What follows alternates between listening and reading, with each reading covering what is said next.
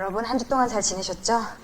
아니 아까 김수정 집사님 때문에 빵 터졌어요. 이영원 집사님이 두 번째 거는 자기 이름 뽑아가지고 자기 거 안 한다고 한 거거든요.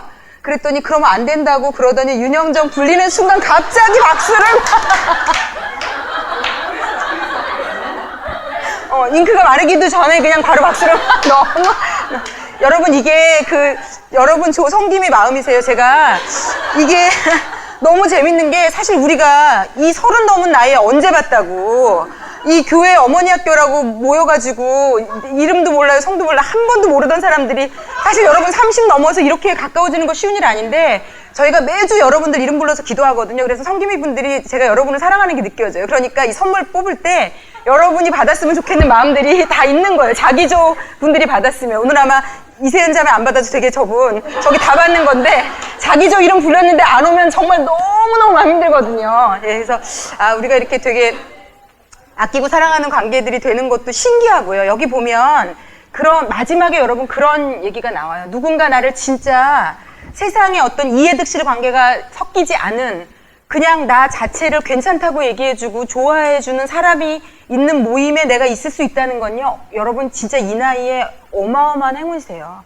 우리가 왜 초등학교 때, 중고등학교 때 친한 친구들을 그리워하겠어요. 걔네들은 나를 조건을 보고 만난 게 아니거든요. 내 모든 걸 알고도 친했기 때문에 지금 우리 중고등학생 아이들, 저희 아이 이 중고등부 친구들 또 형들 이 세상에 최고인 줄 알아요. 제가 만약에 절대 그렇게 하지 않겠지만 만약에 형들을 디스라도 하는 날에는 제가 쫓겨날지도 모를 저한테는 약간 짝다리 짚고 얘기 들으면서 형들한테는 1살밖에 차이 안 나는데 이렇게 하고 듣거든요. 제가 그래서 그걸 보고 웃겨가지고 열이 받아가지고 그래서 제가 형들 말이라면 형들이 그랬어. 그럼 끝난 거예요. 그래서 제가 저 형들이 선생님이면 서울대도 갈 수 있겠구나. 제가 이런 생각까지 했거든요. 그래서 그런 우리가 어떤 이렇게 이 나이에 이런 얘기를 할 수 있고 내 치부를 얘기할 수 있는 사람들을 만났다는 것 자체는 정말 행운이라는 생각이 듭니다. 그래서 감사한 생각이 막 들고요. 우리 윤영정 자매는 저희가 이번 주에 남편 직장 놓고 기도했거든요. 근데 제가 윤현정 자매의 기도 제목이 은혜가 됐어요. 우리 남편 지금 직장 안 다니고 있는데 빨리 직장을 되게 해주세요가 모든 사람의 마음이잖아요. 그런데 윤현정 자매가 그 직장에 면접을 보러 갔는데 이번 화요일에 만약에 이 직장이 아니면 안 됐으면 좋겠다고, 거기가 만약에 하나님이 원치 않는 좋지 않은 곳일 경우는 되지 않았으면 좋겠다고 기도를 해달라고 해서 저희가 그렇게 기도했거든요. 그랬더니 근데 하여튼 하나님께서 응답을 하셔서 어쨌든 사장님 와이프가 크리스찬이라 다행이시네요. 그래서 네, 하여튼 그 아내의 기도가 아마 그 남편에게 큰 힘이 되지 않을까. 그리고 여러분 제가 하나님을 믿는다는 게 얼마나 큰 능력이라는 거 정말 특히 여기 교회 안 다니시는 분들에게 선한 마음으로 정말 자랑하고 싶은 게요. 예수님을 믿다 보면 예수님을 믿는다고 나쁜 일 안 생기지 않거든요. 남편이 이렇게 권고사직이나 하여튼 뭐 희망퇴직인지 이름은 잘 모르겠지만 갑자기 멀쩡한 젊은 남편이 그 지방에서 일부러 이사 온 거예요. 이 동네로. 그 회사 때문에. 그런데 이사 오고 나서 회사를 그만두게 상황이 돼버렸거든요. 이건요, 하나님 믿고 있는데 이게 말이 되냐? 하나님 어떻게 된 거냐? 이런데 정말 예수를 제대로 믿으면요, 하나님 안에서 결국은 우리의 아픈 일, 기쁜 일, 좋은 일, 나쁜 일이 다 특히 오히려 아프고 힘들었던 일이 은혜가 되는 걸 많이 느껴요. 제가 오늘 왜 이걸로 시작해야 되는지 모르겠지만 제가 오늘 왜냐면 죄에 대해서 나눌 텐데 사실 죄라는 거는요, 하나님의 사랑을 영혼 깊이 느끼지 않는 사람에게 죄는 죄책감이고 힘듦이고 무게예요. 그런데 하나님의 사랑을 아는 사람은요, 이 죄는 하나님께 갖다 맡기면 되는 거거든요. 내 게 아니기 때문에. 그래서 먼저는 좀 하나님이 어떤 분이신지 얘기하고 싶은 생각이 잠깐 드는데 제가 동의를 받진 않아서 륜영이 얘기 좀 하려고요, 집사님.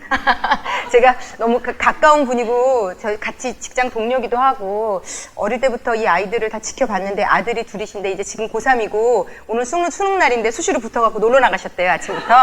4,000원 들고 이제 엄마가 드디어 이제 하다 돈 쓰는 게 돈 안 주고 싶어가지고 차비까지 4,000원 들고 나가서 뭘 할지 모르겠어요. 제가 볼 때 차비까지 4,000원 들고 나갔으면 초딩도 할 게 없는 돈인데 참 고3 아이가 이 돈 들고 나가서 뭐 했을지 모르는데 이 친구가 아버지도 지금 농구 코치 감독이시고요, 고등학교. 아버지도 되게 유명한 농구 선수셨고 이 아이가 물려받아가지고 농구를 했어요. 그래서 중학교 때부터 이제 농구 선수로 뛰다가 막 되게 막 가능성이 막 보이고 막 뭔가가 이렇게 막 비전이 보이고 막 이랬는데 이 인대를 다쳤나요? 이 다리 아킬레스건이 손상이 되는 바람에 운동을 못하게 돼버렸어요.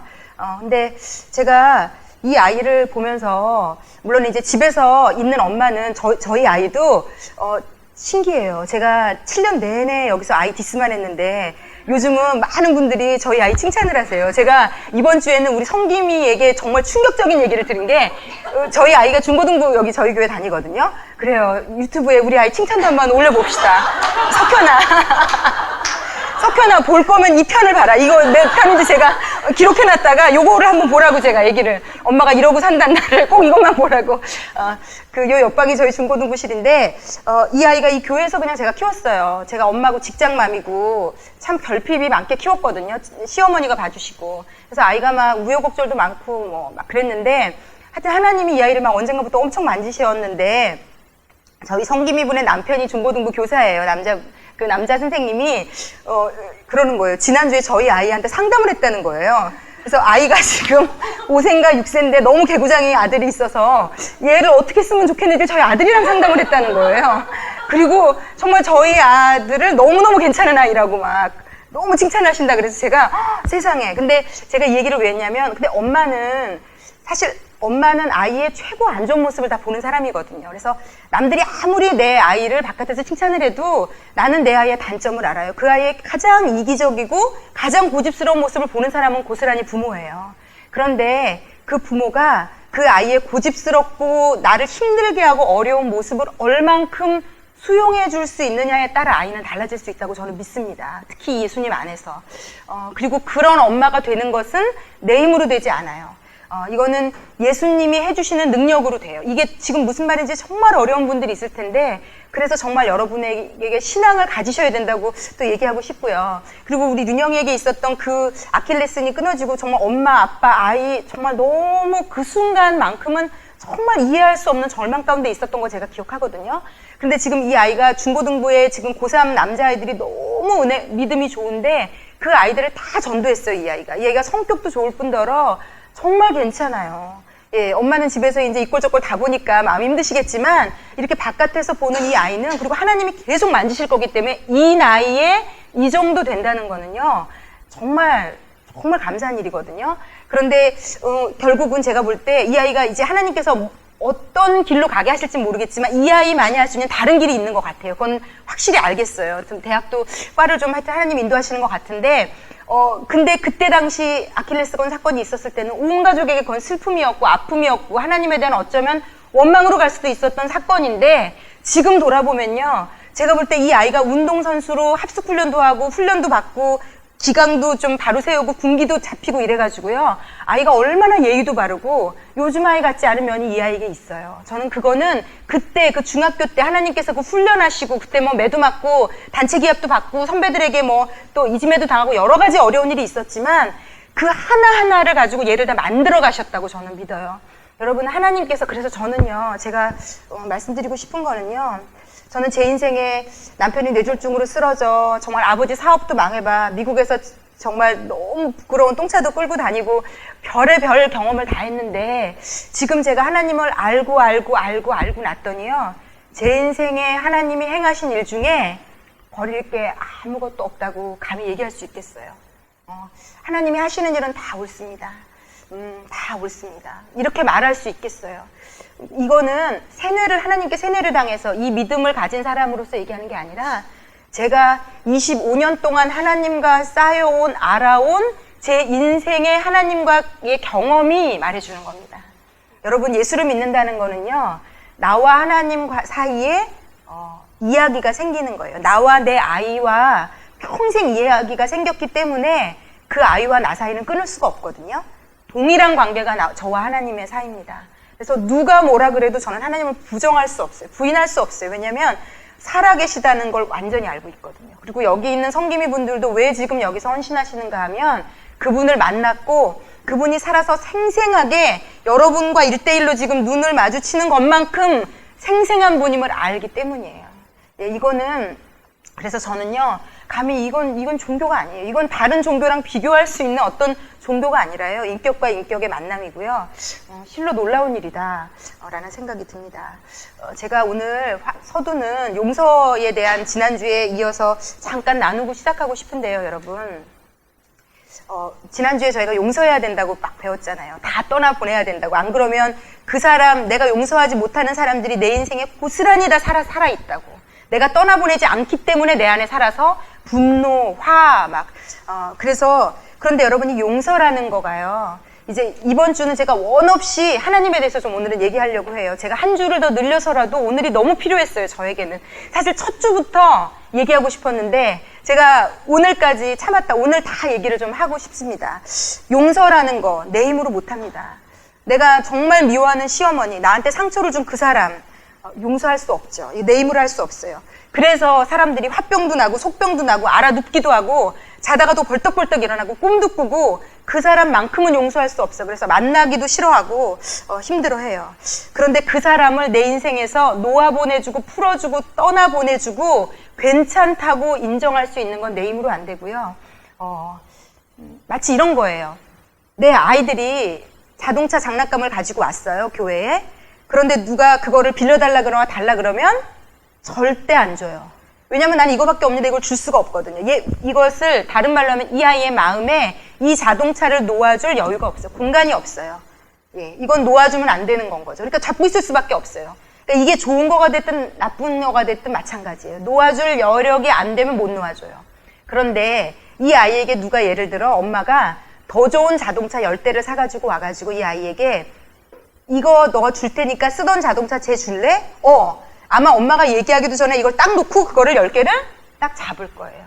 하나님의 사랑을 경험한 사람이 용서하고 죄를 회개하는 건 이와 같습니다. 억지로 벌 받을까봐 많은 경우 하나님이 죄를 회개하지 않으면 이런 벌을 준다라고 우리가 가리킬 수도 있어요. 그리고 그것은 사실 결과로 일어날 수 있는 일일 수 있습니다. 그러나 우리가 그거 전에 훨씬 전에 확실히 알아야 되는 건요. 하나님은 어떤 분인가 하면요. 나를 더 많은 것으로 채우셔서 놓아보낼 수 없는 그게 힘들었던 것이든 좋은 것이든 손을 놓을 수 있게 해주시는 분입니다. 그래서 먼저는 이 하나님의 사랑을 경험하는 것이 더 중요해요. 그런데 이 하나님의 사랑이 어떤 것인지 머리로 먼저 아는 것은 중요합니다. 이 하나님의 사랑이 어떤 사랑인가 하면 제가 이제 이런 내면 치유나 이런 책들을 읽으면서 한 가지 깨달은 게 있어요. 이 세상에 누구도 무조건적인 사랑을 받아본 경험이 없어요. 사람에게는. 심지어 부모에게서라 할지라도. 그래서 우리가 그게 무슨 말인지를 몰라요. 무조건적인 사랑. 근데 교회를 다니면 하나님은 너를 무조건 사랑하신다고 얘기하거든요. 이게 굉장히 관념적으로 들릴 수밖에 없어요. 왜냐하면 사람은 경험에 유추해서 그 감정을 떠올려요. 예를 들어 엄마들이 하나님에 대한 사랑을 그래도 유추하기가 좋은 이유는 뭐냐면요. 내가 내 새끼 얼마나 사랑하는지는 내가 알거든요. 내가 애가 예를 들어서 아프다, 애가 힘들다 그러면 엄마는요 그 얘기만 해도 눈에 눈물이 고여요. 이 정말 신기한 거예요. 이 모성애라는 건 정말 신비한 거예요. 내 아이가 아픈 게 내가 아픈 것보다 더 아프죠. 예, 제 아이가 선생님 때문에 힘들었다 그러면 정말 이 밑바닥부터 오는 아픔이 있죠. 무슨 애가 어떤 일을 겪고 있거나. 그런데 그래서 이 사랑이 뭔 줄 알아요. 그런데 하나님이 주는 사랑은 이 사랑을 뛰어넘는 사랑이에요. 이 사랑 정도로 감당이 되는 사랑이 아니에요. 그러니까 우리는 사실 모르는 사랑인데 이제 여러분이 보는 예수를 제대로 믿는 사람은 뭘 경험한 사람이냐면 그 사랑이 뭔지를 적어도 경험한 사람이에요. 그런데 하나님은 그래서 이제 이게 이 교회를 다니면서도요 한 번도 그런 사랑을 못 받아봤기 때문에 하나님께 잘 보이려는 부류의 사람들이 있어요. 신앙생활을 하면서. 그래서 이런 분들은 어떻게 신앙생활을 하냐면 무언가를 열심히 하세요. 정말 최선을 다해 하세요.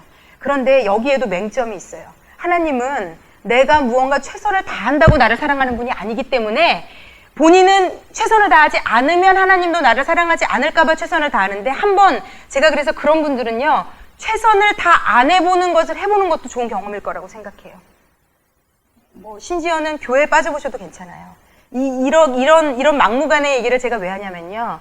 하나님은 이런 분이세요. 어떤 분인가 하면 내가 어떤 열심을 해도요. 내가 예를 들어 이 세상에 사는 모든 사람보다 더 최선을 다해서 하나님의 사랑을 얻어내겠다.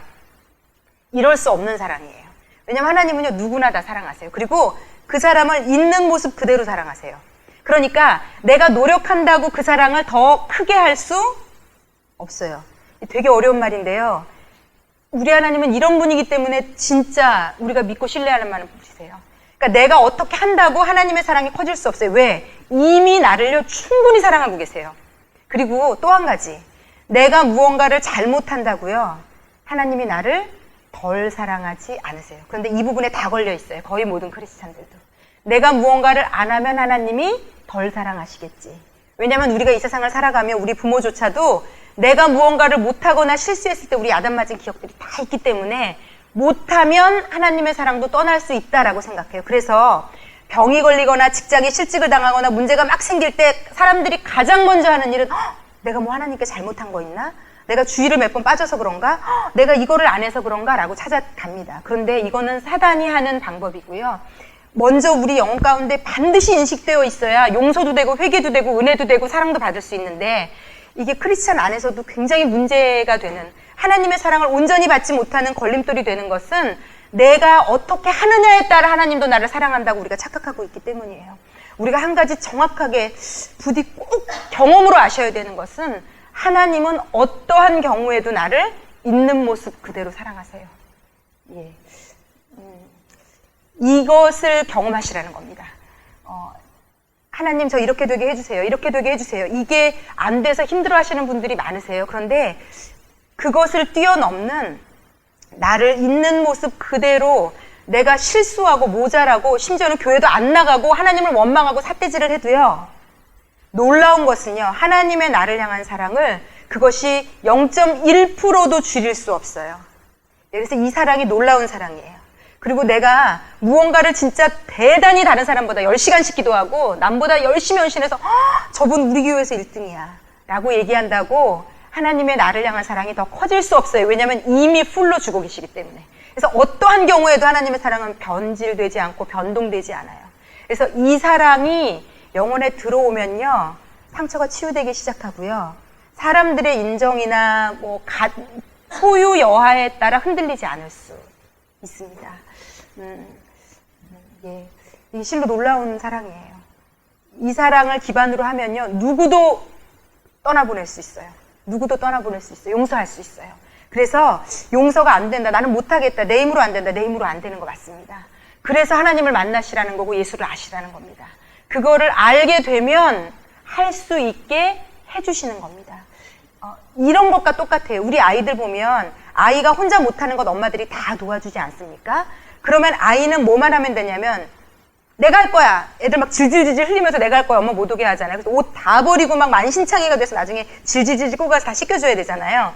그 아이에게 하나 필요한 건 뭐냐면요, 엄마 내가 못하겠으니까 엄마가 해줘 만 하면 자기보다 10배 100배 잘하는 엄마가 다 해줄 수 있거든요. 우리가 하나님께 하나 안 하는 게 뭐냐면요, 아빠가 다 해줘, 이걸 우리가 못해요. 안 해요. 이걸 해본 경험이 없기 때문이에요. 그래서 왜 여러분 새벽에 그렇게 피곤한데 새벽에 나가서 기도하는 줄 아세요? 이게 신념이나 맹신이나 이걸로는요, 저 같은 사람은 불가능한 일이에요. 매일 새벽에 나가서 기도하는 게 저는요, 맹신이 잘 안 되는 사람이에요. 저는요, 어떤 스타일의 사람이냐면요, 예를 들어 누가 저한테 일을 시켜도요, 이 일이 왜 해야 되는지 설명해 주지 않고 시킨 일에 대해서는 하고 싶지 않은 사람이에요. 제가 옛날에 제 위에 사람 굉장히 괴롭혔어요. 이걸 왜 해야 돼요? 그런데요, 그러니까 왜 이렇게 막무가내로 그냥 강압에 의해서 하는 게 절대로 먹히지 않는 스타일이에요. 그러니까 만약에 제가 당당히 얘기할 수 있는 건요, 저 같은 사람이 예수를 믿는다는 건요, 이건 진짜기 때문에 믿는 거지, 어떤 맹신, 뭐라 그럴까, 기계적, 이거는 제 인생에 있을 수 없어요. 그리고 저는요, 저 아침잠이 많은 사람이에요. 아침잠이 심각하게 많은 사람이에요. 그리고 밤에는요, 제가 너무 저를 봐도 웃기는 게요, 매일매일 이렇게 사니까 저녁에 일찍 자려고 노력하거든요. 그런데 그 다음날이 쉬는 날이고 새벽 예배를 안 가도 된다 그러면요, 놀라운 것이 발동이 되는데 절대로 잠을 안 자고 싶어요. 막 너무 졸리고 피곤한데도 뭐라도 하는 거예요. 뭐 핸드폰을 보든지 아니면 뭐 TV를 보든지 뭐라도 하면서 그 시간을, 그러니까 저는 이렇게 아침형 인간, 뭐 밤형 인간 하면 저는 밤 쪽 인간이거든요. 근데 제가 새벽에 나가는 이유는 딱 하나예요. 제 힘으로 할 수 없는 거를 하나님께 의탁하고 또 제가 제 마음이 늘 외롭고 허하고 공허한 걸 예수님으로 채우기 위해서 가는 거예요. 그 자리에 딱 앉으면 어제까지 너무 힘들고 죽을 것 같고 와, 내 아이 이러다 어떻게 되는 거 아니야? 제 아이가 이제 올해부터 꿈을 발견했는데 사실 올해 꿈을 발견하기 전까지 너무 두려웠어요. 공부는 하네, 학교에서는 맨날 선생님들하고 문제 있어. 사실은 제가 이걸 믿음으로 끌고 가니까 그렇지 제 순간순간 올라오는 제가 예수가 없었으면 이 불안과 두려움을 어떻게 해결했을까? 내 힘으로. 이렇게까지 내 인생도 아니고 아이의 인생이고 내가 어떻게 할 수도 없는 소리도 질러보고 가르쳐도 보고 모든 방법을 다해도 안 되는 이 남의 인생, 인격체라 내가 마음대로 할 수 없는 이 한 인생을 내가 어떻게 했을까? 근데 이 아이가 잘하면 그냥 마음 좋아하면 되거든요. 잘한다 잘한다 막 엄마들한테 칭찬하면서. 그런데 반대일 경우 어떻게 하겠냐는 거예요. 내 손에 들어오지도 않고 뭘 해야 되는지도 모르겠고 정말 막막하고 두렵고 무섭고 떨리고 이건 어떻게 하느냐는 거죠. 그런데 매일매일 새벽에 하나님 앞에 딱 앉으면 하나님이 위로하세요. 그리고 결정적으로요. 그 아이 네 아이 아니다. 여러분 이게요. 얼마나 위로가 되는 말인지 몰라요. 네가 책임 안 져도 된다. 네가 모자란 엄마라서 네가 야단치고 네가 부족해서 네가 더 좋은 학원 더 좋은 길을 발견하지 못해서 네 아이 잘못되지 않아. 이 말이요. 얼마나 위안이 되는지 몰라요. 나 때문에 내 아이 잘못 안 되는구나. 하나님 있어서 와 이게요. 책임을 누군가에게 전가할 수 있다는 그 위로를 여러분이 아셨으면 좋겠어요. 그 든든함을 아셨으면 좋겠어요. 그 당당함을 아셨으면 좋겠어요. 그러면 새벽에 가서 다시 시작하는 거예요. 그래, 내 아이 공부도 못하고 아직 뭘 해야 되는지도 모르고 선생님과 문제 있지만 괜찮아. 하나님이 하신다고 했어. 그리고 나는 집에 돌아가서 아무 일도 없었던 것처럼 상냥하게 깨워주고 상냥하게 아침 먹이고 아침에 엄마 이거 먹기 싫어 투정하는 아이 달래서 그래 잘 갔다 와 엄마 사랑해 이렇게 보낼 수 있는 힘은 이혜영이라는 인간에게는 없어요. 하나님이 주시는 힘으로 하는 겁니다. 내 마음 안에는 내 밑에 있는 자존심, 자존감까지 이 아이가 흔들기 때문에 짜증내고 싶고 화내고 싶고 야단치고 싶고 너 때문에 엄마까지 불안해. 너 왜 이래? 너 이래서 되겠어? 라고 10번도 100번도 말하고 싶어요. 그런데 제가 제 아이를 매일 용서할 수 있고 지금 사실 저희 남편이 왼손을 못 쓰기 때문에 육체적으로 저를 많이 도와줄 수 없고 어떨 때는 아무것도 해줄 수가 없을 때가 있어요. 그런데도 그 남편의 그 세상에서 치인 나가문 장애인으로서 많이 치고 오더라고요. 그래서 제가 장애인 주차장에 주차를 하는 것이 얼마나 이기적인 행동인지 장애인석에 내가 좀 피곤하다고 앉는 것이 얼마나 이기적인 행동인지 이 대한민국 땅에 아직은 장애인에 대한 어떤 배려가 없는 것이 얼마나 이 한 사람 한 사람에게는 인권이 유린당하고 가슴이 아프고 상처를 받는 일인지 제가 너무 장애인 남편을 이제 이 30몇 살부터 같이 살게 되면서 경험하는 것들이 있어요. 그 세상에 나가서 치우고 들어와요. 무시받고 들어와요. 정말 얕잡아보고 어떤 날은 너무 상처받고 돌아와요. 그러면 그 남편이 유일하게 저에게 와서 어떨 때는 막 어깃장을 놓고 짜증도 내고 화도 내요. 그거를 인간 이해형은 받아낼 수 없어요. 그걸 어떻게 누가 하겠어요. 나도 지금 피곤하고 정말 저는 아침으로 새벽으로 잠도 못 자고 지난 주말에도 여기 끝나자마자 그냥 국수 몇 조각 먹고 청주 운전하고 내려가서 병원 가서 신방하고 다 들어주고 가서 기도해주고 그러고는 저녁 늦게 집에 와서 애 밥 챙겨주고 사실 이게요 인간으로서 할 수 있는 스케줄이 아닐 때가 살인적인 스케줄이라는 말이 딱 맞을 때가 너무 많아요. 거의 전력 질주를 이 위에서 하고 있는 느낌을 받을 때가 너무 많아요. 그런데 그럼에도 불구하고 제가 집에 가서 저희 남편과 아이를 돌보고 사랑을 줄 수 있는 것은요. 하나님이 그 모든 것을 힘을 주시고 저에게 끊임없이 말씀해 주시고 안아주시고 사랑해 주시고 제가 이 느낌을 받고 살기 때문에 가능한 일입니다. 그래서 여러분 저는 여러분에게 교회를 다니라고 말씀드리는 것이 아니라 이 하나님을 만나라고 말씀드리고 싶어요. 여러분 그리고 이 하나님을 만나려면요. 이 하나님이 이런 분이라는 것 알아야 돼요. 여러분 차별하지 않으세요. 하나님은. 여러분이 어떤 모습이든 어떤 경험이 있든 여러분 우리는 비교하잖아요. 저 엄마 나보다 예뻐, 나보다 건강해, 나보다 잘났어, 나보다 똑똑해. 그러면서 기가 죽죠. 그래서 나보다 더 똑똑하고 잘나고 내 기를 죽이는 엄마 있는 모임에 가고 싶지 않아요. 왜? 굳이 왜 내가 내 인생을 저 엄마를 만나서 계속 상실감을 얻고 싶지 않기 때문에. 그런데 여러분 예수를 만나면요 그런 곳에 갈 수 있게 돼요. 왜? 하나님이 나를 어떤 모습이든 어떤 존재든 저 사람과 동등하게 아니 더 사랑하신다는 마음을 내가 알거든요. 가진 것 가지고 하나님은 차별하시지 않는다는 걸 알거든요. 성적 가지고, 외모 가지고, 얼마나 많은 좋은 경험을 했나, 좋은 부모 밑에서 자란 나를 비교하지 않는다는 걸 알게 돼요. 그렇게 되면요, 누군가를 용서할 힘이 생겨요. 그건 에너지예요, 용서는. 용서가 에너지예요, 여러분. 그래서 못 놓아주는 거예요. 이게요, 굉장한 에너지가 필요해요. 나에게 상처 준 그 사람을 용서하는 데는요, 우리가 상상할 수 없는 동력과 에너지가 필요한데, 이게 하나님의 사랑이 그 놀라운 에너지를 가지고 있거든요. 그래서 그걸 받으면요, 그 에너지로 누군가를 용서할 수 있게 됩니다. 그래서 용서라는 게 이런 영역이라는 걸 알려드리고 싶고요. 그리고 그래서 여러분, 교회를 다니면서 또 이 공동체 안에서 하나님이 여러분을, 그래서 사실 하나님은 근데 보이지 않잖아요. 그래서 1차적으로 누군가 여러분을 예수님의 사랑으로 사랑해주는 사람을 만나는 것도 너무 중요한 일이에요. 그냥 여러분 모습 자체를, 여러분이 실수를 하든 죄를 짓든 여러분의 모든 걸 털어놔도 그냥 여러분을 동일한 눈으로. 제가요, 신기한 게 있어요. 예전에, 정말 오래전에, 쉽게 말하면은 남편이 있는데 다른 남자를 만나고 성관계도 갖는 분을 하나님이 저를 상담하게 해주신 적이 있거든요. 그런데 제가 예전에 예수 믿기 전에 저는요, 그런 사람의 얘기를 딱 들으면요, 어머, 이 사람 이상한 사람이잖아, 이런 생각이 들어서 그 사람의 얘기가 귀에 안 들릴 그런 성향의 사람입니다. 그런데 그날 그 사람의 얘기를 듣는데 이 사람이 울면서 그 얘기를 하는데 같이 울었어요. 그러면서 제 마음에 하나님이 뭐라고 얘기하시냐면, 아무 말도 하지 말고 그냥 들어줘. 그리고 위로해줘. 제가 하나님께 사람들을 만나면서 너무 감동해요. 제가 믿는 하나님이 저는요, 너무 좋아요. 정말요, 제가 믿는 하나님이 너무 멋있어요. 정말 너무 멋있고 너무 깊고 넓고 크고 대단한 것은요, 제 안에 하나님이, 제 앞에 세상 사람들에게 돌마저도 싼 죄를 짓고 있는 한 여자를 하나님이 사랑한다고 저한테 위로해줘라, 사랑한다고 말해줘라, 안아줘라, 도와줘라. 그래서 이 사람이 제 앞에 와서 눈물 콧물 다 쏟고 눈물을 흘리고, 그리고 이 사람이 하나님의 사랑을 전달받더니요, 이 모든 메커니즘은 이렇게 돼요. 하나님의 사랑을 전달받더니 이분이 거기서부터 놓여놨어요. 그 성적인 충동으로부터.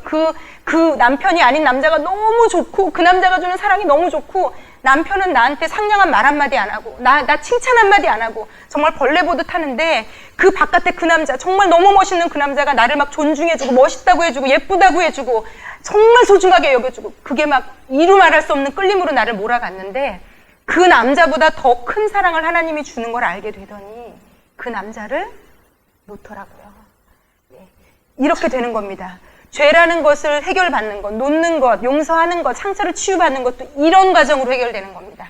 하나님의 그 놀랍고 크고 넓은 사랑이 부어질 때 놓아 보낼 수 있게 되는 것. 그래서 먼저는요, 제가 이 원고를 준비하면서도 하나님의 사랑 쪽을 준비했지만 사실 이게 답니다. 하나님이 얘기하고 싶은 건 이게 답니다. 하나님의 사랑을 먼저 받으면 해결할 수 있다고 얘기해 주시는 겁니다. 그래서 여러분, 누군가 좀 구하셔도 좋겠어요. 여러분을 있는 그대로 사랑해 줄 수 있는 사람을 만나는 거 여러분 일생의 복일 거라고 생각하고요.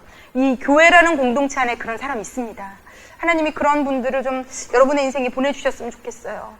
그게 하여튼 제가 볼 때 하여튼 우리 성기미들도 그런 마음으로 여러분 섬깁니다. 여러분이 어떻든지 간에 그리고 또 여러분이 여러분의 어떤 것을 얘기해도 위로받을 수 있고 나눌 수 있는 어떤 이런 공동체, 모임, 교회 이런 곳에 소속되시는 것은 너무 중요한 일이에요.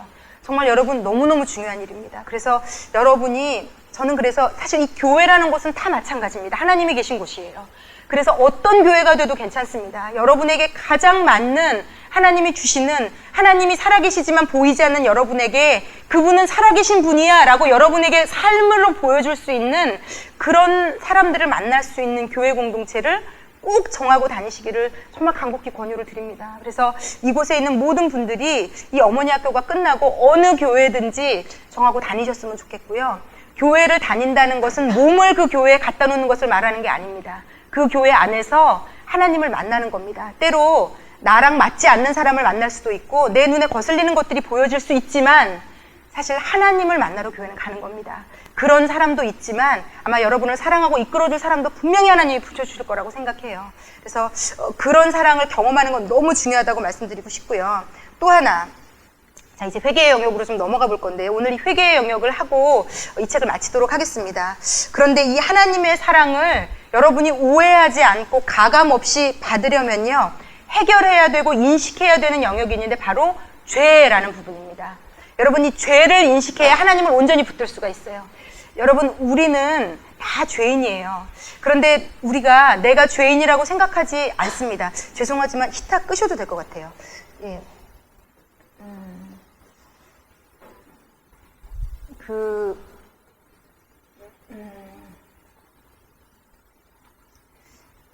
우리는 대부분 이렇게 생각을 해요. 내 남편이 안 좋기 때문에 나는 피해자다. 우리 부모님이 되게 좋지 않은 사람이었기 때문에 나는 피해자다. 내 아이가 너무 속을 썩이기 때문에 나는 피해자다. 이렇게 생각을 해요. 여러분, 모든 인간은 나를 중심에 딱 놓고 다른 사람을 판단합니다. 그런데 여러분, 이게 잘못된 시야예요. 이게 문제예요. 예. 우리는 어떠한 경우에도요, 중심에 나를 딱 놓고, 이거 굉장히 중요한 얘기예요, 여러분. 이 세상에서는 누구도 하지 않는 얘기예요. 모든 것을 판단할 때, 좋은 선생님, 좋은 무언가, 사람, 경험, 모든 것을 판단할 때 그 중심에 내가 있어요. 그리고 내 생각으로, 내 감정으로 내가 느꼈던 것으로 내 남편을, 내 부모를, 아빠, 엄마를, 내 자식을 판단합니다. 그런데 여기에는 굉장한 오류가 있다는 게 문제예요. 왜냐하면 여러분, 우리의 시야 자체가 잘못됐기 때문이에요. 여러분, 그런 거 있잖아요. 밭 고랑을 갈 때 줄을 저쪽 끝에다 놓고 모를 심기 시작하게 합니다. 그런데 내가 내 눈 짐작으로 이 줄을 이렇게 똑바로 대는 이유가 뭐겠어요? 밭에다가 모를 그 한 줄 한 줄 똑바로 놓기 위해서잖아요. 그런데 예를 들어서 내가 중심을 잡을 때 줄을 잡지 않고 그 민들레같이 날아다니는 씨앗을 본 거예요. 큰 송뭉치같이 있는 것을. 저것을 중심으로 내가 저거를 똑바로 쳐다보면서 내가 뭐를 심어야 되겠다. 그런데 거기에 문제가 뭐냐면요, 민들레 씨앗 같은 뭉치는 바람이 불면 움직여요. 처음에는 여기 있었는데, 예를 들어 내가 그래서 저거를 막 보고 가고 있는데 어느 순간 얘가 날아서 이쪽으로 가면요, 나는 다시 방향을 나도 모르게 그쪽으로 틀게 돼 있어요. 그리고 얘가 이쪽으로 또 날아가면 이쪽으로 틀게 돼 있어요. 그래서 다 끝나고 나서 돌아보면 나는 이것만 쳐다보면서 심었는데 지그재그가 날 수 있어요. 이 얘기는 뭔가 하면요, 내가 만약에 나의 생각과 감정을 믿고 내 아빠를 판단하고 엄마를 판단하고 남편을 판단하고 자식을 판단하고 내 주변의 사람을 판단했는데 내 시야가 잘못됐다. 그러면 심각한 문제가 있다는 얘기입니다. 나는 똑바로 했다고 생각하지만 결과적으로 뒤돌아보면 완전히 다른 사람 눈에는 다 보이지만 내 눈에만 보이지 않을 수 있는. 그런데 이것이 어디서부터 왔는가 하면요, 원죄, 인간의 처음 죄부터 왔어요. 이것을 얘기를 해드려야 여러분 오늘 회개를 하실 수 있습니다. 이 책은 이제 원죄부터 막 다루지는 않았는데 여기 지금 교회를 갓 다니시거나 안 다니시는 분들도 있어서 이 얘기를 반드시 다루고 회개로 넘어가도록 하겠습니다. 하나님이 이 온 세상 천지 만물을 만드셨어요. 이 세상은 만든 분이 있습니다. 그냥 저절로 어쩌다가 만들어지지 않았어요. 그리고 여러분이 한 가지 또 정확하게 인식하셔야 되는 것은요, 세상은 진화론을 채택하고 교과서에도 진화론을 실어 놓았지만 여러분이 한 가지 명백하게 알아야 되는 것은 진화론도 지금 연구 단계지 완벽하게 맞춰진 상태가 아닙니다. 그런데 그렇다면 왜 창조론과 진화론 중에 최근 세상은 진화론을 채택하고 있는 것인가? 세상은 육하 원칙에 맞지 않는 것은 채택할 능력이 없습니다. 왜, 언제, 어디서, 누가 눈에 보이는 이성으로 자각할 수 있는 영역만 채택합니다. 그렇다면 예전에 제가 읽었던 책에서 노벨 과학상을 받은 어떤 굉장히 탁월한 진화론 이쪽을 연구하고 있는 분이 이렇게 얘기한 적이 있어요. 진화론이 맞다고 정확하게 얘기할 수 없다. 그러나 나는 진화론을 지지한다. 왜냐하면 그렇다고 창조론이 맞다고 얘기하기에는 거기에는 너무 내가 탐구하고 이성적으로 받아들일 수 있는 영역이 없기 때문이다. 이걸 쉽게 말하면요, 이분이 창조론이 맞는지 아닌지를 본인이 옳다 그르다라고 말할 수 없기 때문에, 여긴 내가 지금 검사할 능력이 나는 안 되기 때문에, 내가 그래도 내 이성적으로 접근할 수 있는 영역이기 때문에 이것을 나는 지지할 수밖에 없다라고 얘기한 겁니다. 그래서 지금 우리 아이들은 확실히 검증되지도 않은 그것을 학교에 가면 배웁니다. 오스트랄로피테쿠스가 점점 진화를 했더니 이렇게 되었다고. 그 중간중간에 지금 가설들이 들어가 있고 아직 그 영돌꼬리들이 발견되지 않았음에도 불구하고 그것만을 맹신할 수밖에 없는 인간의 한계가 있습니다. 그런데 하나님이 온 세상 천지 만물을 만드셨습니다. 그리고 그 하나님이 이 세상에 인간의 처음 인간을 만드셨어요. 그리고 그 처음 두 사람을 통해서 지금 온 인류는 퍼져나가기 시작했고 지금 우리에까지 이르렀습니다. 그리고 무서운 것은요, 이것은 이제 그때 가면 갈리겠지만 언젠가 하나님께서 이 세상, 이 지구는요, 하나님이 정하신 때에 불로 태워지고 예수 믿는 자들만 하늘로 데려가신다고 성경은 말하고 있습니다. 그러므로 하나님이 이 세상도 처음이 없었지만 만드셨던 것과 동일하게 이 세상은 끝나는 날도 있습니다. 그런데 이것이 이 세상 사람들에게는 믿거나 말거나이지만 만약 그들에게 이것이 현실로 보여지는 날이 올 때 성경은 요한계시록이라는 성경책에 이렇게 얘기해요. 그들이 슬피 울며 애통해하며 이를 갈미 있으리라. 이제 그때는 이미 늦을 수 있다. 그래서 하나님께서 이 세상에 수많은 저 같은 사역자들과 선교사들을 통해서 수많은 사람들을 이 땅 가운데 예수를 믿으라고 보내고 계세요. 그리고 여러분, 실로 놀라운 것은요, 지금 북한 땅에도 너무나도 많은 우리가 모르는 지하에 숨어서 예수를 믿는 사람들이 있어요. 여러분, 이게 그냥 단순히 종교라면 그럴 수는 없어요. 목숨을 내놓고 내 자식이 죽는 걸 보면서도 이 믿음을 가지겠다고 말할 수는 없어요. 하나님이 아마 오늘 누군가에게 당신을 믿게 하시고 싶은 마음이 있는 것 같아요. 저를 이렇게 지금 이끄시는 걸 보면 하여튼 들을 귀 있는 분들은 들으세요. 하나님은 살아계신 분이십니다. 그리고 하나님이 만든 첫사람 아담과 하와가 있었고요. 이 두 사람에게 하나님이 에덴 동산을 지어주시고 그들을 놓으면서 한 가지 말씀하셨어요. 선과 악을 알게 하는 나무의 열매는 따먹지 말아라. 이게 무슨 뜻인가 하면요, 우리가 주일학교 때 배운 식으로 생각하면 하나님이 먹지 말라고 한 나무를 따먹었더니 온 세상 사람들이 다 지옥을 가게 됐고 이렇게 접근할 수 있는데, 이거는 그 정도의 심플한 논리가 아닙니다. 선과 악을 알게 하는 나무의 열매를 먹지 말라고 하셨는데 먹었거든요. 먹은 뒤부터 아담과 하와가 서로를 향해서 비판할 수 있게 되었어요. 이게 뭔가 하면요, 아까 제가 말한 기준이, 모든 선과 악에 대한 기준은 하나님께 있는 겁니다. 그러니까 이걸 어떻게 심플하게 얘기할 수 있냐면, 하나님이 옳다는 것은 옳고 하나님이 아니다는 것은 아닙니다. 우리가 아이들을 가리킬 때 이거는 하나님이 너무 독단적이 아니야, 절대로 독단적이 아니에요. 이렇게 생각하시면 돼요. 우리가 아이들을 가리킬 때, 특히 어린아이일수록 옳고 그름을 정확하게 가리킵니다. 왜냐하면 제대로 그름을 인식하지 못해서 아이들은 죽기도 합니다. 누구누구야, 냉장고 안에는 사람이 들어가면 안 돼. 누구누구야, 세탁기 안에 들어가서 문 닫으면 큰일 나. 누구누구야, 전기 콘센트 안에 손 집어넣으면 큰일 나. 우리가 옳고 그름, 이 세상이 말하는 옳고 그름도 아이가 어릴 때는요, 죽도록 가리키고요. 이것도 모자라서요, 콘센트 다 막아놓고요. 모서리 다 둘러놓고요. 우리가 할 수 있는 모든 방법을 다해서 막아놓습니다. 그럼에도 불구하고 얼마 전까지도 제가 인터넷에서 봤던 것, 애들이 숨바꼭질하다가 세탁기 안에 들어가서 숨막혀서 죽기도 하고, 예전에 저희 때는 냉장고 안에 들어가서, 냉동실 안에 들어가서 죽은 아이들이 나오기도 하고, 전기 콘센트에 손 잘못 넣었다가 죽기도 해요.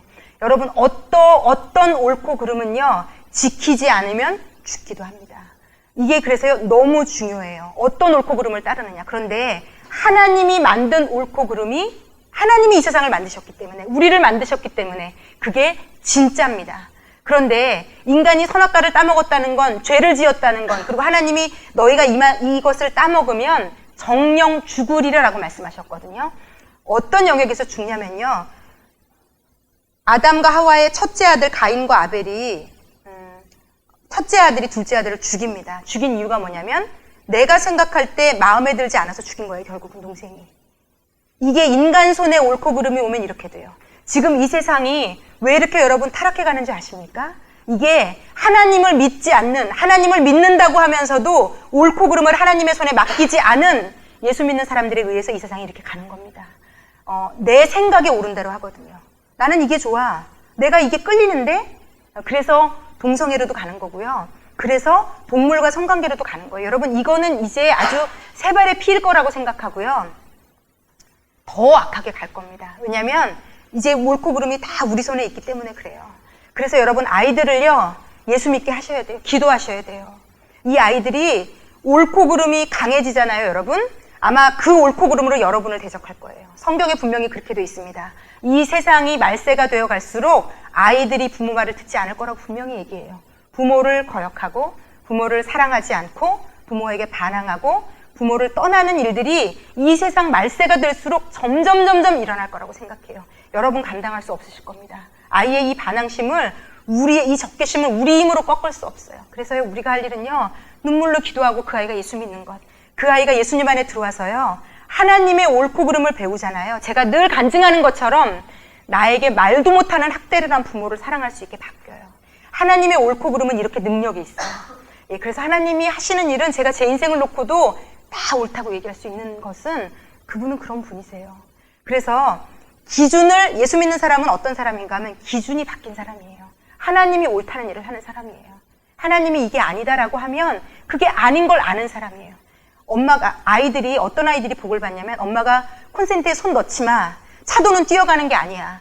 그런데 제가 예전에 그 성경 먹이는 엄마의 이 3살짜리, 4살짜리 천방지축 아들이 전력 질주를 해서 그 도로 한복판으로, 정말로 이 엄마가요, 죽을 힘을 다해가지고 그 도로로 뛰어내리려는 아이 마지막 얘를 붙잡고요. 얘를 정말 패대기를 친 다음에 얼마나 얘를 팼는지요. 안 그렇겠어요? 얘 죽는 거거든요. 그대로 그 도로로 뛰어가면 내 새끼 내 눈앞에서 제 아는 분이 자기 눈앞에서 자기 아이가 차로 쳐서 죽는 걸 봤어요. 그리고 이 엄마는 평생 그 아이를 안고 살더라고요.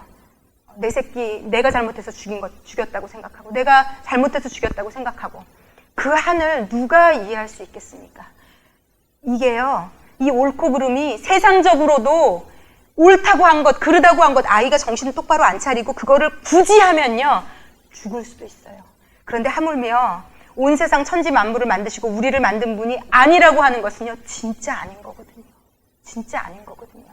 그래서 예수님을 잘 믿는 사람은요, 하나님이 하라고 하신 것을 해요. 하나님이 하지 말라고 하신 것을 안 하게 됩니다.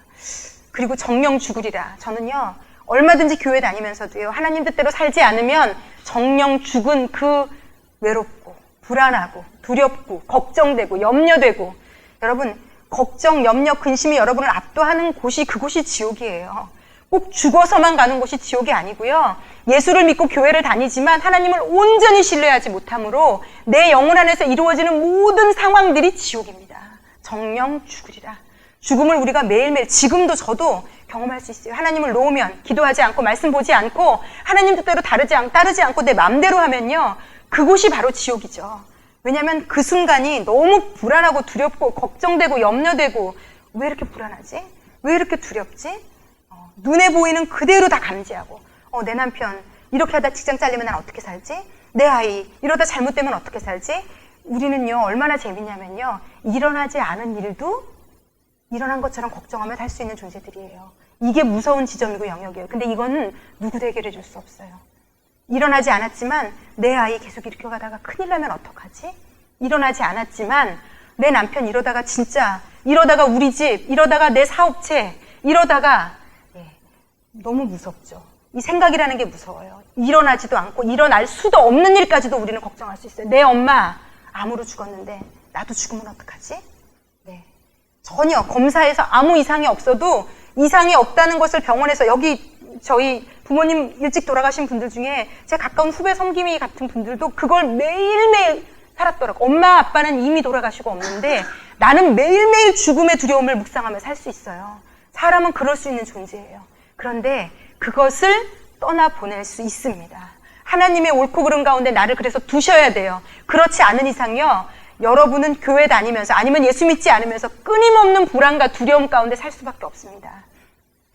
회개라는 게 뭔가 하면요, 그래서 여러분, 회개라는 것은요, 하나님이 옳다고 한 방향이 아닌 내가 옳다고 나를 중심으로 두고 살았던 것을 회개하는 것에서 시작합니다. 이건 너무 어려운 말이에요. 왜냐하면 이 세상에 나를 중심으로 살지 않는 사람은 단 한 사람도 없기 때문에. 그게 뭐가 잘못됐어? 그러면 남의 생각대로 살라는 얘기야? 아니요. 하나님이 옳다는 생각대로 살지 못했기 때문에 여러분 우리가 불행한 거예요. 내가 이 남편을 만나고 이 부모를 만나서 내가 불행했던 게 아니라요. 심지어 내가 좋은 부모를 만나고 좋은 남편을 만나도 나는 외롭고 힘들고 어려울 수 있어요, 여러분. 내 자식이 아무 잘못도 안 해도 나는 불안할 수 있어요. 그런데 우리는 이런 경험을 못 해봤잖아요. 부모도 좋은데 남편도 좋고, 남편도 좋은데 새끼도 괜찮아서, 새끼도 괜찮은데 물질도 걱정도 안 해도 되고, 이런 거를 경험해 보신 분이 없거든요. 그러니까 우리는 뭘 착각하고 동경하냐면요, 그게 안 됐기 때문에 내가 불행하다고 생각해요. 그런데 여러분, 그게 다 돼도요, 인간은요 공허하고 외롭고 불행할 수 있어요.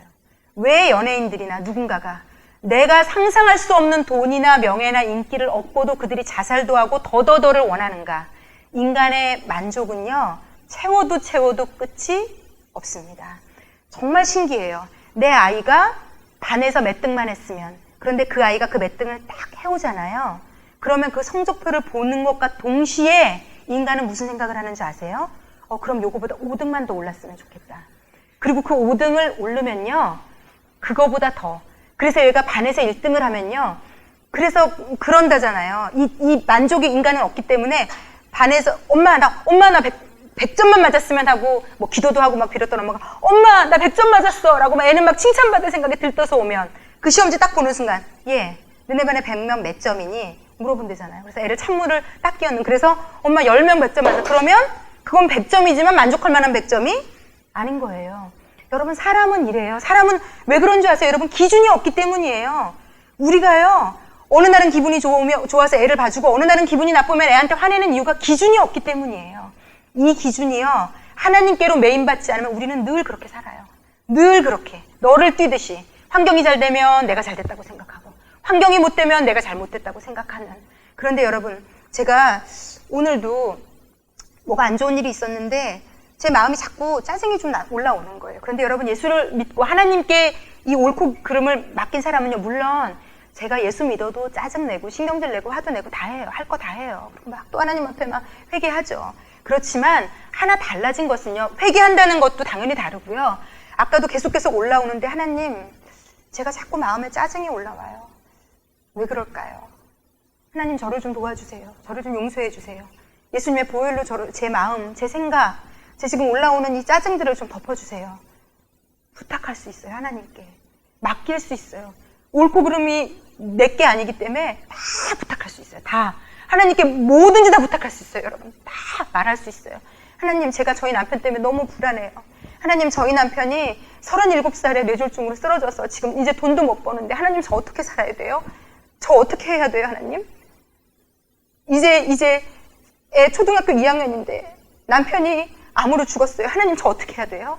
하나님, 제 아이가 지금 농구하려고 이렇게 열심히 농구하다가 갑자기 중학교 2학년에 3학년에 아킬레스건이 끊어져서 얘 농구 못한대. 하나님, 어떻게 해야 돼요? 내가 책임지지 않아도 돼요, 여러분. 여러분의 인생을. 무슨 일이든 일어날 겁니다, 여러분. 제가 여러분이 예수 믿는다고 일이 안 일어난다고 절대 얘기할 수 없어요. 그러나 무슨 일을 만나도 맡길 분이 있어요. 부탁할 분이 있어요. 물어볼 분이 있어요. 왜 이런 일이 일어났냐고 그 앞에서 울 분이 있고요. 위로받을 분이 있고요. 나에게 그것을 인도해주고 이끌어주고 새로운 방향을 제시할 분이 있어요. 이것이 달라지는 겁니다. 그렇게 되면요, 여러분, 나를 보는 눈이 달라지고요, 내 남편을 보는 눈이 달라지고요, 내 아이를 보는 눈이 달라져요. 이 눈이 달라지는 겁니다. 그런데 이 눈이 달라지기 위해서는요, 내가 죄인이라는 걸 인정해야 돼요. 내 눈이 잘못됐다는 걸 인정해야 돼요. 아이가 아니야, 내가 할 거야, 엄마 저리 가, 안 줄 거야, 내가 할 거야, 어떻게 할 수 없어요. 그런데 하나님 하세요라는 첫 시작은요, 방향을 엄마한테로 돌아서서요, 엄마 도와줘, 내 힘으로는 할 수 없어, 내가 다 망가뜨렸어, 엄마가 고쳐줘 라는 것을 얘기할 수 있어야 돼요. 그게 바로 회개입니다. 엄마를 바라보고 하나님 쪽을 바라보고, 하나님, 나는 죄인이라 할 수가 없네요. 내 남편도 나는 여기서 이렇게 몇 년을 배워도 할 수 없고요, 내 아이 하나 보고도 내가 내 뱃속으로 낳은 자식인데 무조건 사랑할 수 없고요. 이것을 하나님께 맡기는 겁니다. 그리고 내가 잘못됐다는 걸 하나님께 인정하는 겁니다. 하나님, 저는 죄인이에요. 제 안에 선한 게 없어요. 내가 원하는 것을 내가 원하는 때에 내가 원하는 방법으로 하려고 해요, 우리는. 그런데 이게 여러분 되게 도덕적으로 칭찬받을 쪽에 가 있으면 사람들이 칭찬해. 저 사람은 양보하네, 저 사람은 봉사하네, 저 사람은 고아원도 가고 희생하네. 그런데 여러분, 고아원을 가서 희생하고 돈을 다 희사하고 다 나눠줘도요, 하나님이 물어봐요. 그 이 안에 있는 마음에 있는 건 어떡할 건데? 하나님이 물어보세요. 여러분, 우리 마음 안에 시기, 질투, 미움, 욕심, 이런 영역들이 있거든요. 나도 모르게 올라오는. 이건 내 힘으로 해결할 수가 없어요, 여러분. 근데 이 마음을 가지고는 행복해질 수가 없고요. 이 마음을 가지고는 하나님의 사랑을 온전히 받아들이질 않아요, 우리가. 그래서 하나님이 먼저 네가 죄인임을 알라는 거, 그리고 회개하라는 거, 이렇게 접근하세요. 이게 이런 거랑 똑같아요. 우리가 아이가 음식을 잔뜩 해놓고 기다리고 있어요. 아이가 들어오기를, 저녁 먹으러. 빨리 들어와, 어디야? 엄마 밥 해놓고 있는데 빨리 들어와. 그래서 아이가 막 들어왔는데 보니까 막 어디서 놀았는지 막 손에 막 온갖 더러운 음식물 쓰레기를 예를 들어서 막 애들이 만졌다고 생각해 보세요. 그리고는 애가 막 보니까 막 냄새 나고 막 더럽고 새까매가지고 들어왔는데 어떤 엄마가 걔를 붙잡고 앉아서 밥 먹자. 엄마 지금 3시간 동안 준비했으니까 너 빨리 앉아. 빨리 숟가락 들어. 그 손으로 숟가락 들어. 빨리 먹어. 이럴 엄마는 없거든요. 어떻게 하시겠어요? 그 아이를? 지금 이 음식이 아무리 식어도요. 잠깐만. 엄마 저거 내가 진짜 좋아하는 거 너 하나만 먹으면 안 돼. 잠깐만. 일로 와. 손 씻고 밥 먹자. 그래서 데리고 가서 먼저 네 손이 이렇게 더러우면 밥 먹어도 너 병균 다 들어가. 다 설명해주고 애를 막 씻기잖아요. 똑같아요. 하나님이 우리에게 우리를 향한 복과 은혜는 다 차려놓으셨어요, 이미. 그런데 이 회개는 뭐냐면요. 우리한테 자꾸 죄를 얘기하시는 이유는 뭐냐면요. 손 씻고 밥 먹자. 왜? 네 손이 더러우면 네가 상해. 그러니까 손 씻고 엄마가 다 줄 거야. 이거 다 네 거야. 그러니까 손 먼저 씻고. 손 먼저 씻고. 다 더러워졌어요. 목욕 먼저 하고. 엄마가 또 해줄 수 있어. 그런데 먼저 씻자. 이게 죄를 알고 회개하는 겁니다. 그래서 여러분, 그걸 인정하는 게 힘들고 나쁜 일 아니에요. 나한테 있는 시기, 질투, 미움, 욕심, 상처받기 전이어도 나는 죄인이에요, 여러분. 내 남편이 없었어도 나는 죄인이에요. 왜? 내 남편이 없어도, 내가 이런 부모를 안 만났어도 내 안에는 미움도 있고, 시기도 있고, 질투도 있고, 욱하는 마음도 있고, 우리는 다 죄를 가지고 태어났거든요. 그러면 누군가는 이걸 해결해 줘야 될 것, 누군가는 이걸 씻겨줘야 될 것 아니에요. 그런데 세상에는 그런 방법이 없어요, 여러분. 세상에는 전혀 없어요. 계속 참으라고 할 뿐이에요. 내가 좋은 사람이 되려면. 그런데 참다가 그래서 지금 이 대한민국 땅에 가장 흔한 질병들이 생겼잖아요. 다 정신적으로 그 분노 조절 장애가 안 되는 증후군. 이런 예전에 저희 어릴 때만 해도 병명 자체가 없던 병명들이 지금 다 생겼어요. 분노 조절이 안 되는 게 장애인 줄 우리가 알았나요?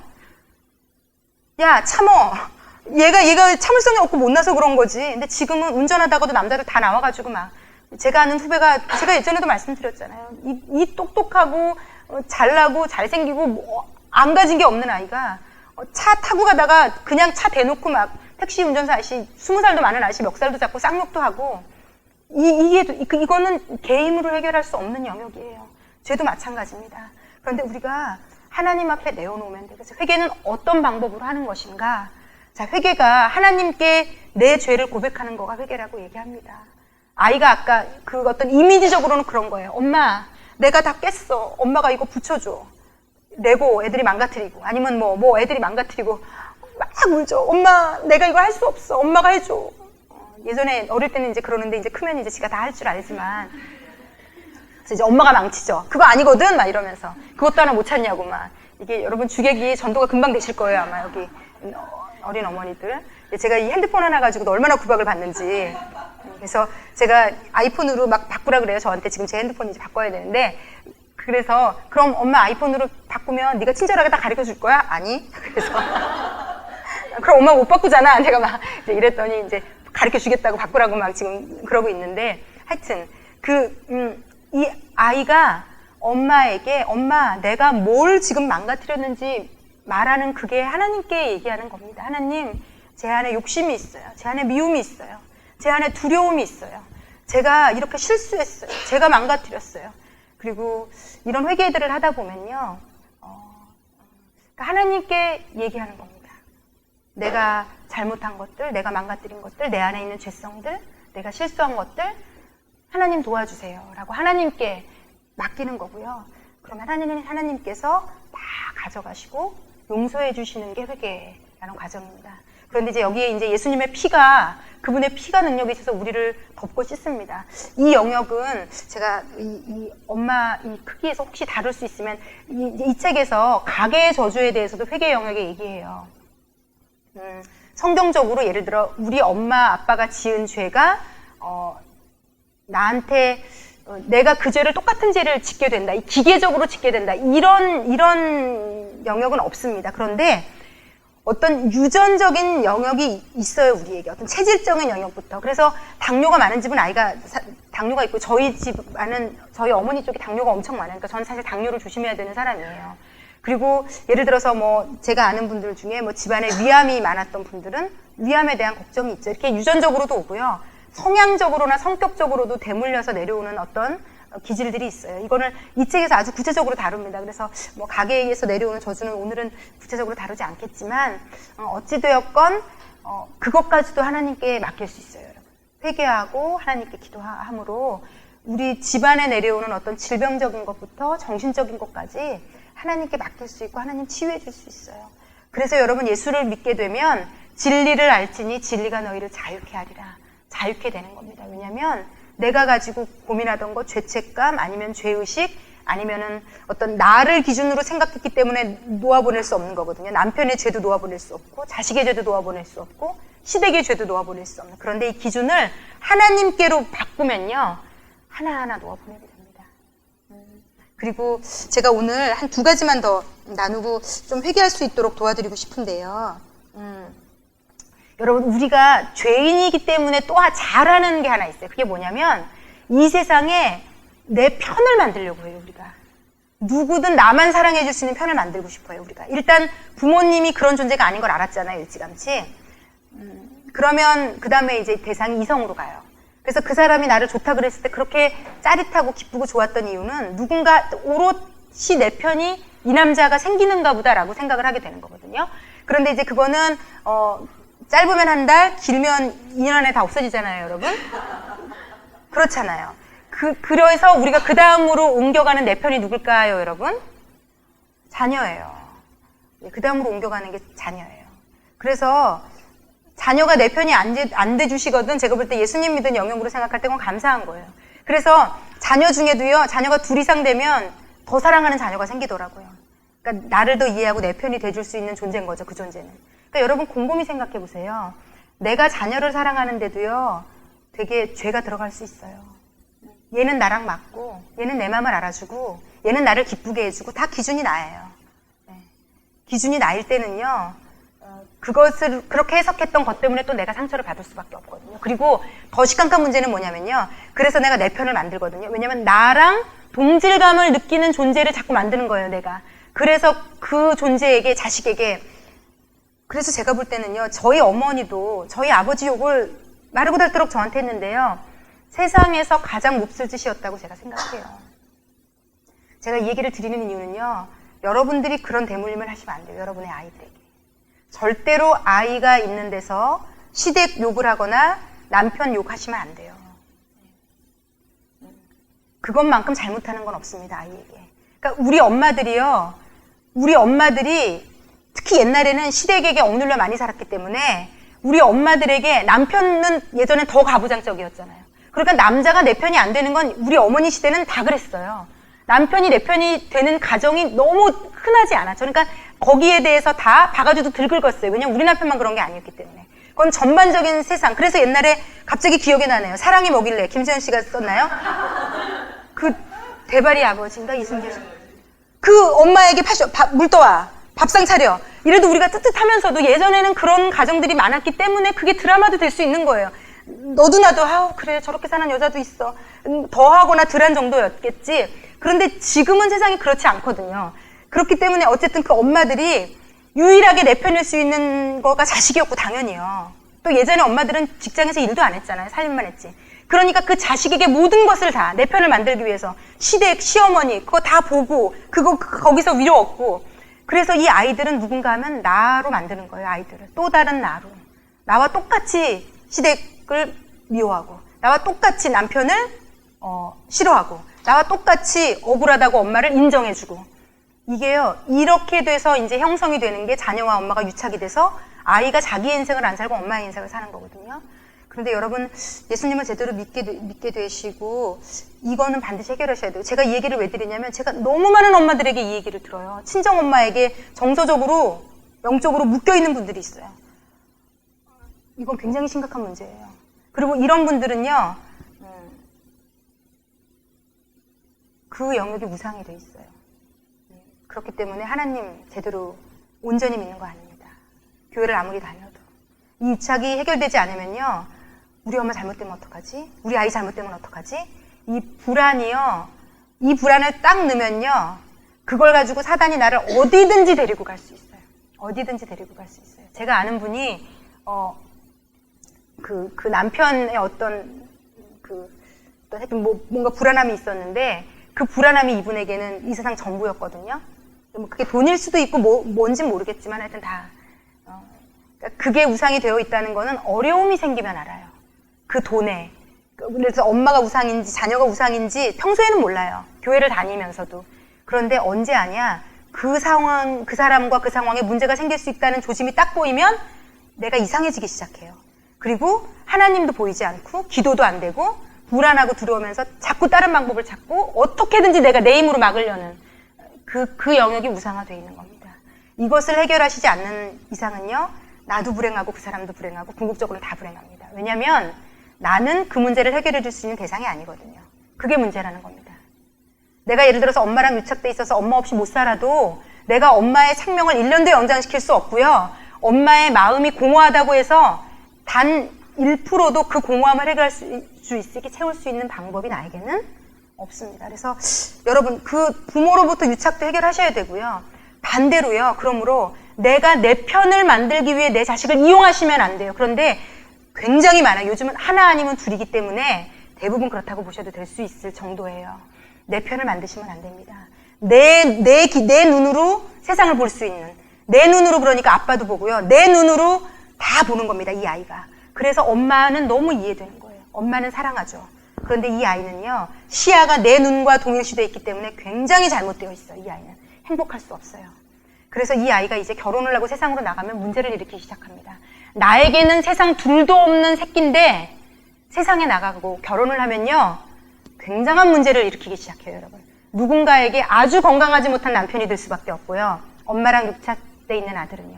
누군가에게 아주 이상한 아내가 될 수밖에 없어요. 엄마랑 유착돼 있는 딸은.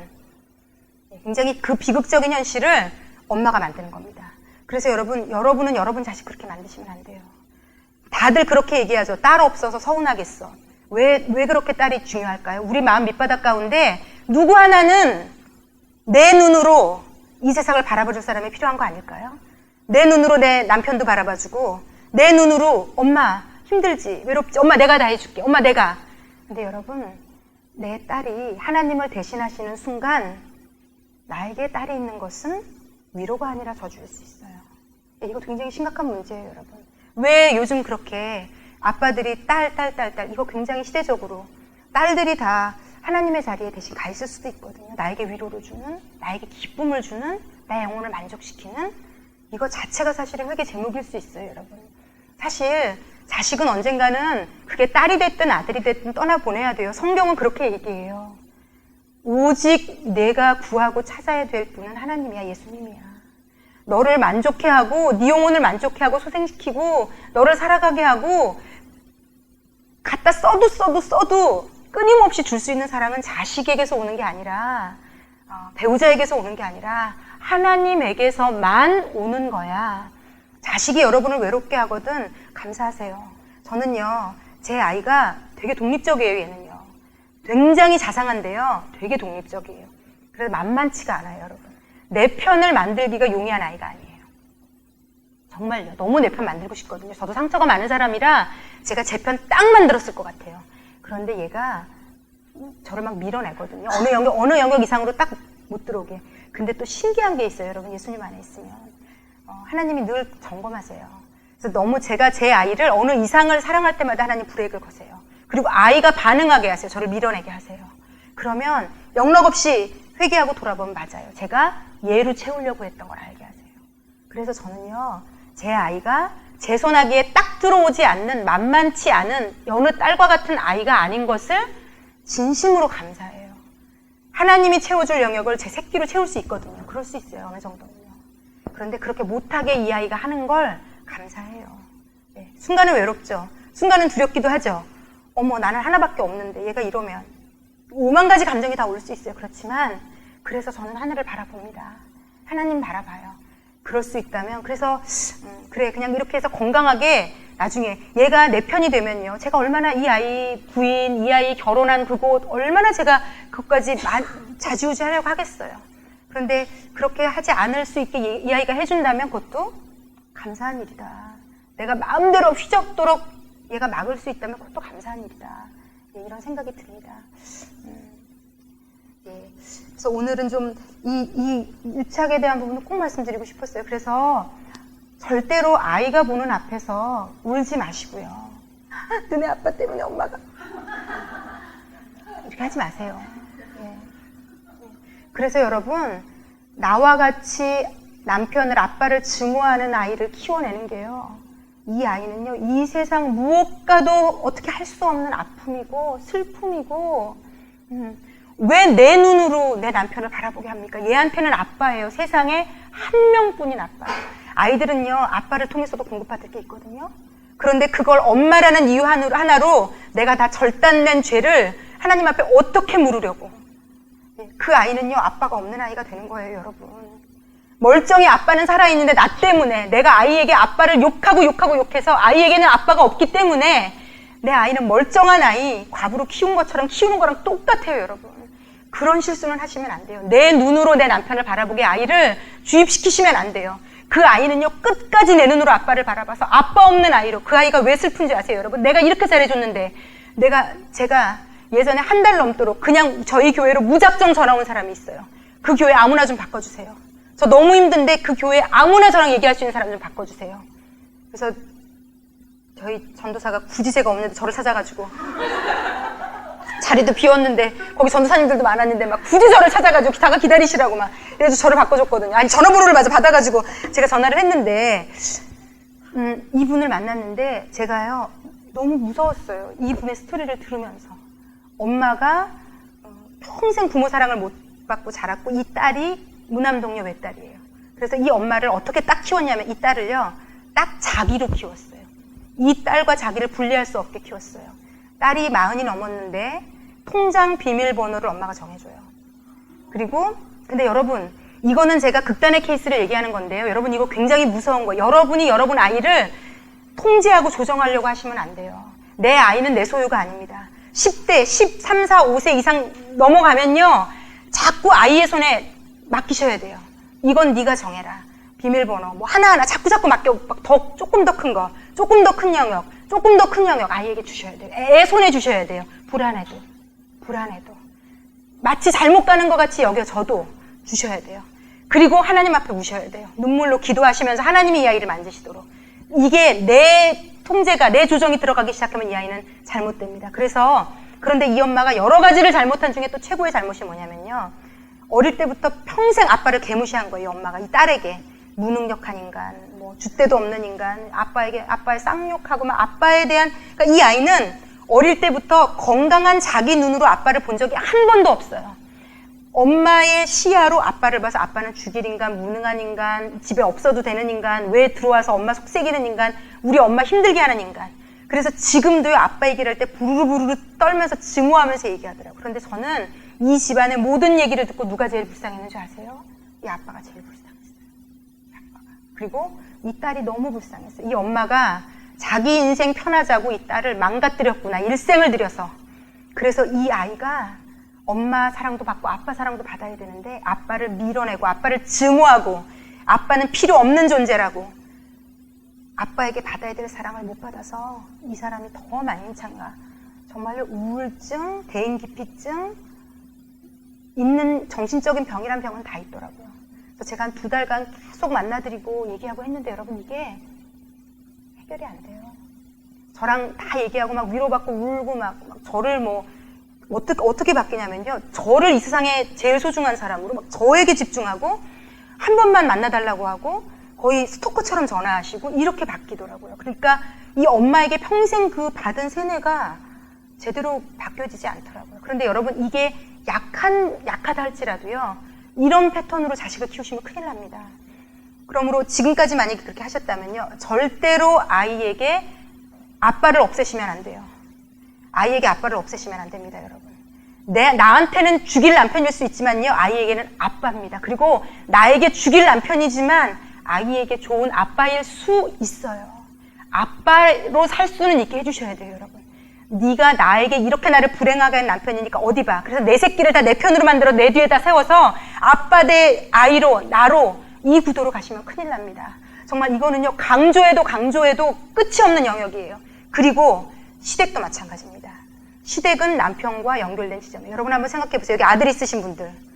여러분의 며느리가 여러분의 아들에게 죽도록 시어머니 욕을 한다고 한번 생각해 보세요. 여러분 그 아들은요, 살 수 없어요. 왜냐면 아들과 엄마는 또 분리할 수 없거든요. 영적, 정서적으로 건강하게 분리가 된다 할지라도 이것은요, 어떤 끈으로 묶여져 있는 관계예요. 여러분 기막히지 않아요? 여러분의 며느리가 여러분 아들에게 여러분 욕 죽도록 한다고 한번 생각해 보시면 마찬가지예요. 여러분의 남편이, 딸의 남편이 여러분 욕을 죽도록 딸에게 하는 것, 이건요, 이 아이에게 지옥을 경험하게 하는 일이에요. 그게 누가 됐든지 간에. 그러므로 여러분 절대로 시댁 욕을 남편 앞과 아이 앞에서 특히 하시면 이게 다 같은 맥락이에요. 남편 욕 그래 그럼 결심했어. 남편 욕은 안 해. 시댁 욕만 하겠어. 이게 같은 맥락 안에 있는 거라 지금 제가 말씀드리는 거. 같은 맥락 안에 있습니다. 예, 그래서 이게 굉장히 여러분 중요해요. 그리고 여러분 너무 좋은 엄마 되고 싶어 하시는데요. 좋은 엄마가 되려면요. 남편이 아빠가 될 수 있게 해주셔야 돼요.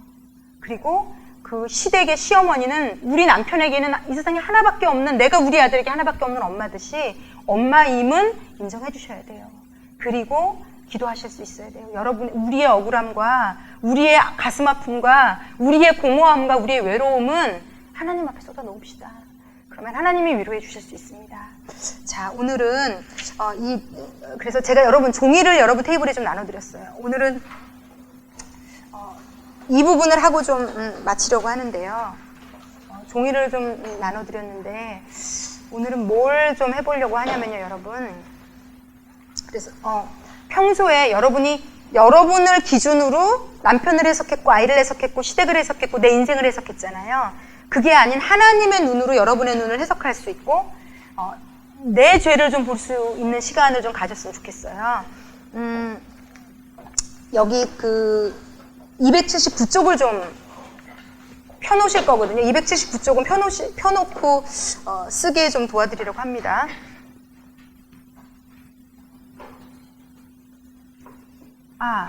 이렇게 조금 떨어져서 앉으셔도 도움이 될 것 같아요. 테이블에 좀 이렇게 적당한 넓이로. 왜냐면 본인이 이렇게 쓰는 거를 누가 보는 게 안 좋을 수도 있거든요. 그래서 좀 이렇게 좀 떨어져서 앉으셔도 될 것 같고요. 저희가 조명도 좀 해드릴 거고, 이 음악도 좀, 예.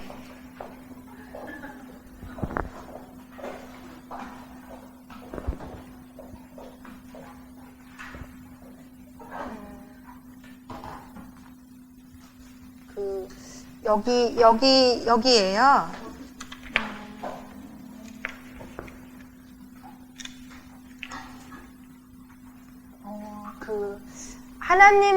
하나님이 보시는 죄들을 제가 조금 불러드리고, 여기 있는 것들 하나하나 좀 적으시는 시간을 좀 드리려고 해요. 그러니까 제가 지금은 죄에 대한 부분을 먼저 불러드릴 텐데, 꼭 죄가 아니어도, 여러분이 힘들었던 것들을 쓰셔도 돼요. 여러분이 상처라고 생각하는 것들, 내적 맹세 중에 아주 잘못된, 우리 엄마는 이렇게 불행하게 살았기 때문에 나는 이런 남자여야 해 했기 때문에 여러분의 남편이 못마땅하고 불행한 걸 수 있거든요. 이렇게 여러분이 했던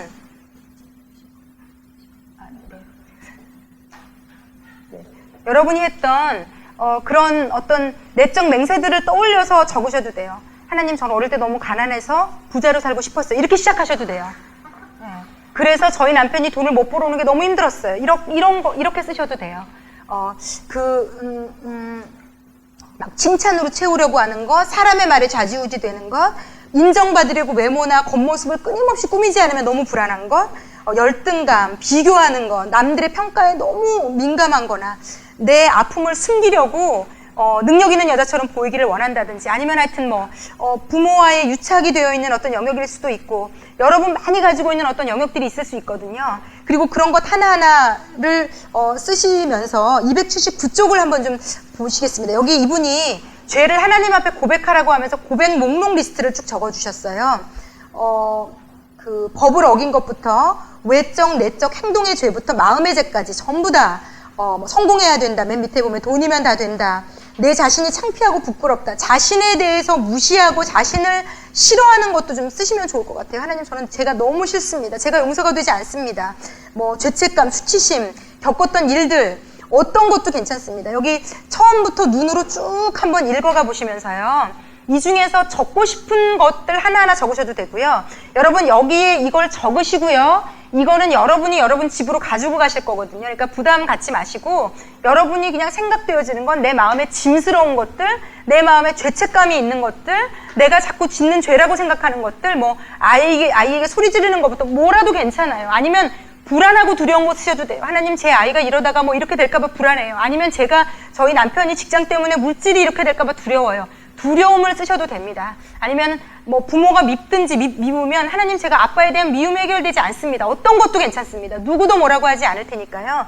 여러분 지금 한 10분 정도 쭉 여러분이 읽으시고 쓰시는 시간, 여러분 내면을 좀 들여다보시고 쏟아내는 것을 도와드리는 시간을 가지려고 합니다. 쓰는 시간 잠시 갖겠습니다.